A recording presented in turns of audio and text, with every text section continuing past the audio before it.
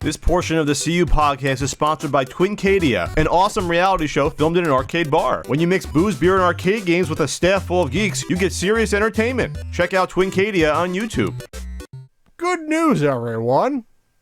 So we talked about a game, a Korean Famicom game last year that was hard to find called Magic Kid GooGoo. And it was unique in that it's one of the few games left that the ROM was never dumped and preserved. So it's hard to find this game to begin with. So we talked about it being found, but then they were trying to work on it getting dumped. And thankfully the ROM's been dumped. It's been dumped in part thanks to good old Frank Civaldi, video game preservationist. Check him out at Lost Levels, and he soon will be doing his video game preservation website. That's going to be called... Don't have it in front of me yet. I gotta look him up. But anyway, back to the game before I derail my own fucking topic. So Magic Kid GooGoo is a platformer.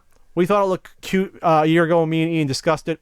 Magic Kid GooGoo was made by some of the people that did Buzz and Wall Dog. Similar style, if you're familiar with that.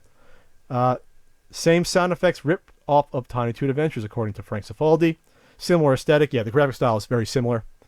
There's mini games in this. There's a shop system. The ROM size is twice of that of Buzz and Wall Dog. The ROM's been released. And there's magazine scans from Frank. So this is fantastic. Unfortunately, it only plays in either a jailbroken analog NT Mini or the latest Metafen, which I'm guessing is an emulator that I have never heard of. What is that? Multi-system emulator. Mednafen. Huh. So if you want to try one of your traditional Nesticle or FCEUX, I guess it wouldn't work in there.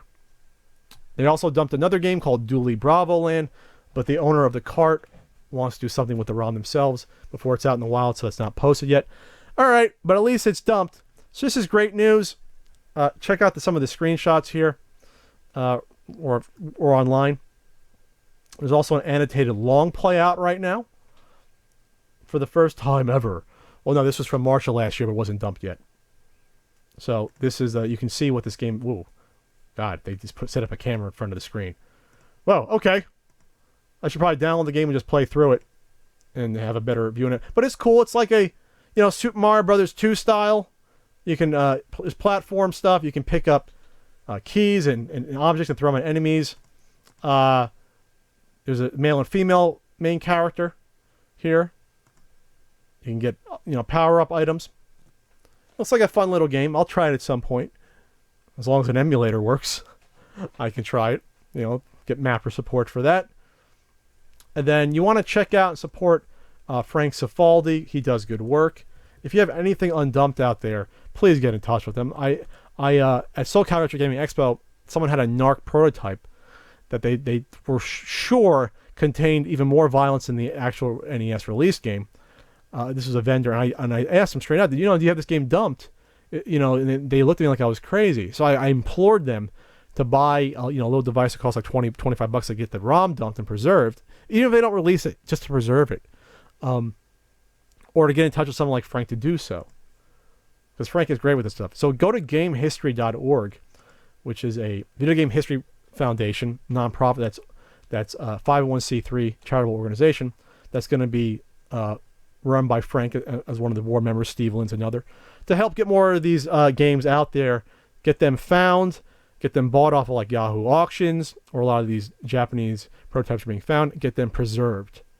Not just the games, artwork, things of that nature. It's very important work.